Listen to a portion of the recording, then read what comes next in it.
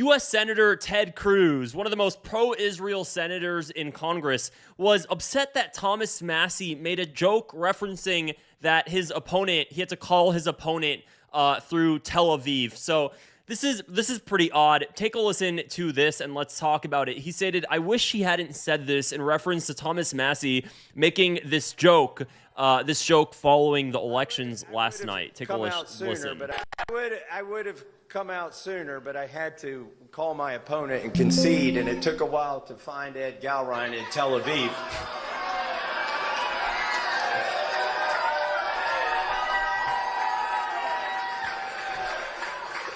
I did get the call through, though. I have called and conceded the race.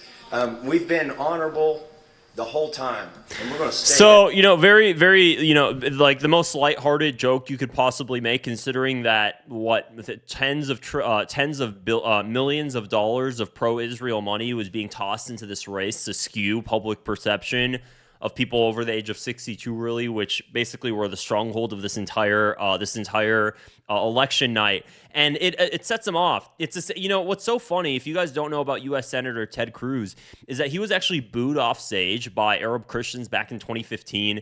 I don't even know why he was invited to speak at an Arab Christian event.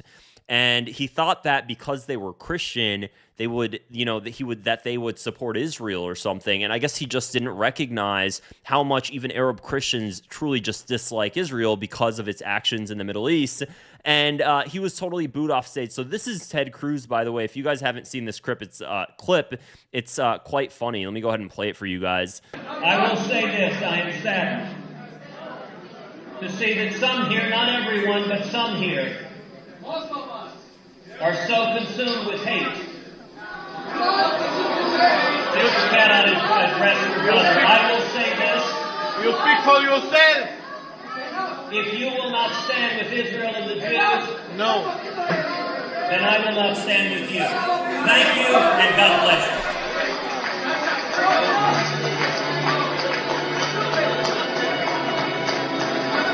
It was a Gaza solidarity, Gala solidarity dinner, and he goes on and says, "If you don't stand with Israel and the Jews, I won't stand with you." And he walks off stage at a Christian event, of course, Arab Christians, so to him they don't even matter. And he just simply walks off stage, and he's upset that Thomas Massie made a joke referencing Tel Aviv, and even though that's where the money came from, Thomas Massie then responded to that and stated, "You wish I hadn't pointed out that 95% of my opponent's funding came from the Israeli lobby, and millions of that came from a woman who has Israeli citizenship and served in the IDF. Sorry for your feels, Ted." It's nice that people are simply just waking up about it, and it's sad that he lost the race, very much so just by a demographic breakdown. That was really, just an age demographic breakdown. That's really what it was. It's really unfortunate. Here's another thing that I thought that's interesting to note. Mike Lawler, you guys know this guy. He's one of the biggest Israel shills we have currently in Congress. He goes out and he says, "My people have spoken. Shalom, Thomas Massie. Shalom." So he's straight up. I mean, they recognize it. They make fun of the fact that our government is being pushed and influenced by the interests of Israel, and they joke about it now. They joke about it. Keep in mind, Mike Lawler has a massive Jewish Zionist demographic in his district. So I guess he has to appeal to them in that way because, again, just demographically and statistically, they are very, very staunchly supportive of Israel. So he has to try to appeal to them. And he thinks doing this sort of stuff is great. So now we really lost one of the main, really one of the most principled people in Congress right now that actually took a stand against this foreign influence operation that's going on in the United States. And he's out now. And he says stuff like this, just lighthearted stuff like this, yet they'll go ahead and they'll just basically confirm everything that Thomas Massie is stating. Everything that Thomas Massie is stating, they'll confirm. Ted Cruz gets absolutely upset. Mike Lawler responds back and says shalom. He responds back and says shalom. Keep in mind, actually, this would be a great time to see what really Ted Cruz is about. Let's go to Keep in mind, if it's nice to look into Ted Cruz and see just how much pro-Israel money is being funded towards him. I put this together myself. I'm not done yet with the site, guys, but this is basically tracking all congressional votes on Israel, Palestine, especially when it comes to Israeli influence in the United States. I will be sharing this in the coming weeks once all the data is fully pulled in. It's using API calls from the Congress website, FEC filings, using census data on demographics and everything. So this is all just coming straight from what's publicly available. And Ted Cruz is one of the most pro-Israel politicians. This number is way, way, way too small. It's much, much larger than $950,000. It's still not done assessing all the data. But I want to show you guys just some of the policies that he's put forward. Again, this is why this is just simply totally wrong. Actually, no. See, he says no on all pro-Palestine legislation. That's very obvious. And then he sponsors tons and tons and tons and tons and tons and tons of pro-Israel legislation. He's the one who's just simply putting all of this stuff through like hotcakes. If there's anything that comes down to condemning anti-Semitism that includes criticism of Israel, Ted Cruz is behind that.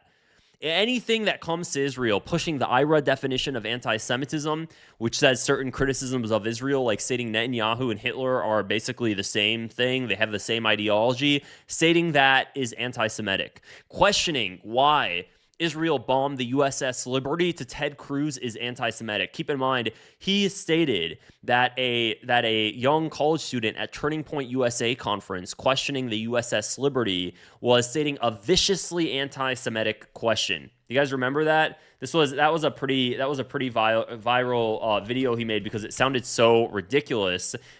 Ted Cruz, USS Liberty, anti-Semitic. Let's see if I can pull it up just by searching up those phrases. Yep, here it is. And this got tons and tons of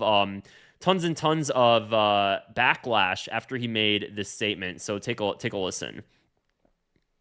This poison is spreading. There are pastors who love Israel who think all is fine, and my message to them is go and talk to the teenagers in your congregation. Go and talk to the 20-somethings in your congregation, because they're picking up their phone and they're watching TikTok and they're watching Instagram and they're hearing this message being driven, and it is resonating. And if you want an illustration of this, several weeks ago, J.D. Vance was down at Ole Miss at a Turning Point gathering, and one kid got up, asked this viciously anti-Semitic question. The most horrifying thing to me is what happened in the second later, which is the crowd erupted in applause. Not everybody. My guess is 20 to 30% of the kids there were applauding the viciously anti-Semitic question. A week or two later, there was another event with Eric and Laura Trump at Auburn University. A kid got up and said, I can do even better, and asked such an anti-Semitic question. It was filled with lies. Every word of the question was a lie, including and, but, and thee. And again, instantaneously, the reaction was the same. 20 to 30% of the kids began cheering. So the question was, why do we support Israel when they persecute Christians in the occupied West Bank and they bombed the USS Liberty? That was the question. That was the question. Let's see if I can find the question. The kid asking it as well. Laura Trump, Turning Point USS Liberty. Let's see if I can pull it up just simply by searching that up. And it was called a viciously anti-Semitic question. Here's the anti-Semitic question. Mr. Trump, Ms. Trump, I'd like to ask about your father's relationship with I don't know Israel. why there's this background He's music. taken over $230 million from pro-Israel groups. During the summer against Iran, even though he advised against it, Israel still attacked Iran, and the U.S. still bombed on behalf of Israel. Your father's frustrations with Netanyahu have been made clear when he cursed on national TV over the situation. Israel has not been a great ally to the U.S. all the way since 1960 when they bombed the USS Liberty. Israel is a nation where Christians are constantly under... So I don't ignore the background music. That was weird, but it's the fastest video I could find on him stating that. That was the viciously anti-Semitic question. That was it right there. And it set Ted Cruz off so much. It set Ted Cruz off so much. So it's not surprising that when Thomas Massie makes a lighthearted joke, it really just sets him off. He's basically the biggest Israel-obsessed politician, one of the biggest Israel-obsessed politicians. I don't want to say the biggest, because there's always going to be somebody running with a kippah on to, you know, to be like, whoa, just wait a second. Watch, I could do even better. Politicians in Congress, and you know, that's just who he is. That's just who he is. He's hopefully a dying breed of type of politicians that are just so Israel obsessed. Hopefully, it's a dying breed. So anyways, guys, that is it for this video. I hope you guys found this video interesting. If you did, I'd appreciate it if you just go ahead and click the subscribe button below and give it a thumbs up as well. It helps me reach more people like you.